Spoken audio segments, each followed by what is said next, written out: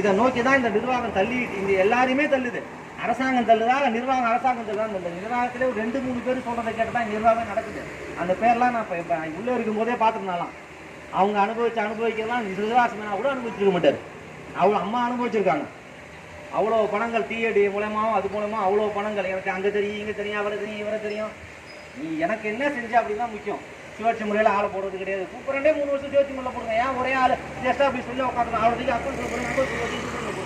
அப்போ தானே அவர் டிஆர் ஆனால் எல்லாருக்கும் தெரியும், ஏஆர் ஆனால் எல்லா விஷயம் தெரியும். அவருக்கு கிளர்ச்சிக்கு மட்டும் பொருந்தாது, எல்லா இதுக்கும் பொருந்தும். இப்போ அதேமாரி சில பேர் நிறைய பேர் இருந்துட்டு நிறையா தவறான வழியில் நிர்வாகத்தை வழிநடத்திட்டு இருக்காங்க. ஒரு மாதிரி ஒரு லிஸ்ட்டு இப்போ கொடுத்த 1400 லிஸ்ட்டு ரிலீஸ் ஆகும் போதுன்னு கேள்வி. அது என்ன நடக்குது அதெல்லாம் அடுத்தடுத்து வந்தால் இப்போ அதனால தான் 500 பேருக்கு போட்டுருக்காங்க, 200 பேர் பெண்டிங் வச்சுருக்காங்க. அதில் சில மேலெடுத்து ப்ரெஷர் உள்ளவங்க கூடுதல் சம்பளம் வாங்கக்கூடியவங்க இங்கேயே இருந்துக்கிட்டு குறைந்த சம்பளம் வாங்குறது வெளில அனுப்புறதுக்கு ரெடி ஆகிட்டு இருக்குன்னு வேறு கேள்வி. சரி நடக்கட்டும், எல்லாம் நம்ம வெளில போயிட்டதுனால பேசாமல் இருக்க முடியாது. நான் அப்போ ஆரம்பத்தில் அப்படியே சொன்னேன், எனக்கு நடக்கிறதான் உனக்கு நடக்கும். அன்னைக்கு 2017 அந்த 650 பேர் ஜூனியர் ரெசிடெண்ட்டும் ஒரு 900 ஓய்வையும் அனுப்பும் போதே எங்களுக்கு கவுன்சிலிங் வச்சிருக்கு அனுப்பிச்சிருங்கன்னு சொல்லி அன்னைக்கு உள்ள சங்கம் போராடி இருந்தால் இன்னைக்கு இந்த மாதிரி தமிழ்நாட்டு எல்லா மூலைகளும் நம்மளை சிதற வச்சிருக்க மாட்டாங்க. ஒரு முறையும் கவுன்சிலிங் வைக்கிறாங்க. உரிமைகள் என்ன மறுக்கப்படுது? டோட்டில் இப்போ நான் இருக்கேன், டோட்டில் ஒருத்தவங்க டிரான்ஸ்ஃபர் பண்ணணும்னா அவங்களுக்கு கவுன்சிலிங் இருக்குது, வருஷத்துக்கு ஒரு முறை கவுன்சிலிங் இருக்குது. இப்போ நான் எனக்கு டிரான்ஸ்ஃபர் தேவையில்லை, இருந்தாலும் என்ன போல இன்னொருத்தர் டிரான்ஸ்ஃபர் வாங்கணும்னா அவருக்கு கவுன்சிலிங் தேவைப்படாது. வேறு வகையில் தான் அவர் அதை முடிவு. அது இப்போ கவர்மெண்ட்டில் கேன்சல் பண்ண, கவர்மெண்ட்டில் கோர்ட்டில் கேஸ் போட்டு கேன்சல் பண்ணிட்டாங்க. என்னத்தை போட்டவங்க காசு கொடுத்து போட்டவங்களாம் போட்டு அதை கேன்சல் பண்ணிட்டாங்க. அது டெவலப்மெண்ட்டில் உள்ளவங்களை தான் கேன்சல் பண்ணிட்டாங்க. இப்போ டிரான்ஸ்ஃபர் உள்ளவங்களை கேன்சல் பண்ணல, டெவலப்மெண்ட்டில் உள்ளவங்க தான்.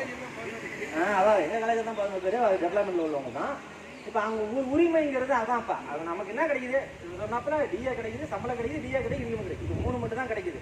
உங்களால் இப்போ நாளைக்கு ஒரு ப்ரொமோஷன் கிடைக்குமா? கிடைக்காது. ப்ரொமோஷன் எடுத்தால் ஒரு 2 இன்க்ரிமெண்ட் கிடைக்கும். அதில் 3000 ரூபா ஒரு என்னோட ரெக்கார்டு கிளாஸ் பர்சனுக்கு 2500 ரூபா 3000 ரூபா சம்பளம் வேணும். அதுக்கப்புறம் அப்போ நான் ஜூனியர் சொன்னா தான் அசிஸ்டன்ட் ஆக முடியும், அசிஸ்டன்ட் சூப்பர் ஆக முடியும். இப்போ இல்லைன்னா 2006 வேலைக்கு செஞ்சு 2034 தேர் ஆகிங்க ரெக்கார்டு கிளர்க்காக இருந்து 30 வருஷம் சர்வீஸும் ரெக்கார்டு கிளர்க்காக போயிடும். இது வளர்ச்சியா? இது ஒரு வாழ்க்கையா? முதல்ல இந்த வாழ்க்கை நமக்கு தேவையா? முதல்ல வாழ்க்கை வாழ்க்கை நம்ம உங்களை வெட்கப்படணும்.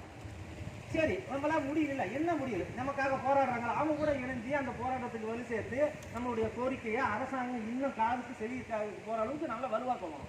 அதுவும் வர்றது கிடையாது. ஒரு சுழற்சி முறையில் யாராச்சும் ஒரு மாவட்ட அளவில் சுழற்சி முறையில் கல்லூர் மாவட்டமா, சரி சனி ஞாயிறு 2 பேர் வாங்க, 50 பேர் இந்த பக்கம் வாங்க கல்லூர். சரி விழுப்புரம் மாவட்டமா, மாதத்தில் 1 நாள் வாங்க. கள்ளக்குறிச்சி மாவட்டம் 1 நாள் வாங்க. மயிலாடுதுறை மாவட்டம் ஒரு மாவட்டத்தில் குறைஞ்சபட்சம் 50 பேர் வேலை பார்க்குறோம். கல்லூரில் இங்கே மட்டுமே கிட்டத்தட்ட 600-700 பேர் இங்கேருந்து போயிட்டு வந்துட்டு இருக்கோம். உள்ளூரில் இருக்கிறது இல்லாமல் டெய்லி போயிட்டு வரவங்களே 400-500 பேர் இருக்காங்க. 100 கிலோமீட்டர் வரைக்கும் 100 கிலோமீட்டர் போயிட்டு வரவங்க இருக்காங்க. 6 மணிக்கு இங்கே கடைசியாக கோஷம் போகிறோம். அப்போ வந்து கைட்டு போட்டு போனீங்க 6 மணிக்கு கடைசியாக 6:15 கோஷம் போகிறோம். அந்த 5 நிமிஷம் வந்துட்டு கையெழுத்து போட்டாங்க. 30 பேர் 50 பேர் போகிற கோஷத்தை 200 பேர் ஆக்கி காட்டுங்க 10 நாள். அடுத்த 11ஆவது நாள் இங்கே இந்த மேடம் இங்கே இருக்காது. நாம் அவங்க வீட்டில் குறைஞ்சபட்ச நிம்மதியோடு இருக்கலாம். போராட்டத்தோட அடிப்படை கோரிக்கை நிறைவேறும். அதாவது நான் ஏற்கனவே சொன்ன மாதிரி உரிமைக்காக போராட தங்கினால் சலுகைக்காக கையேந்த வேண்டியோடு. நன்றி, வணக்கம்.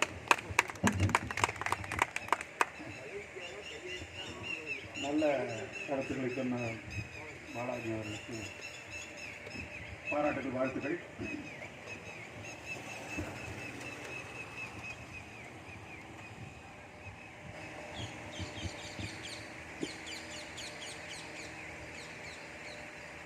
நம்முடைய தோழர் D. Kapilar garden superintendent retired அவர் ஒரு 1000 ரூபாய் போராட்ட நிதியாக வழங்கியிருக்கிறார். அவருக்கு நம்முடைய பாராட்டுகளை தெரிவித்துக் கொள்கிறோம். நன்றி. தோழர் கபிலர்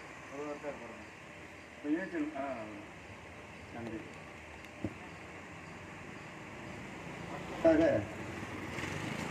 நம்முடைய கருத்துக்களை தெரிவிப்பதற்கு யாருக்கு வரைக்கும்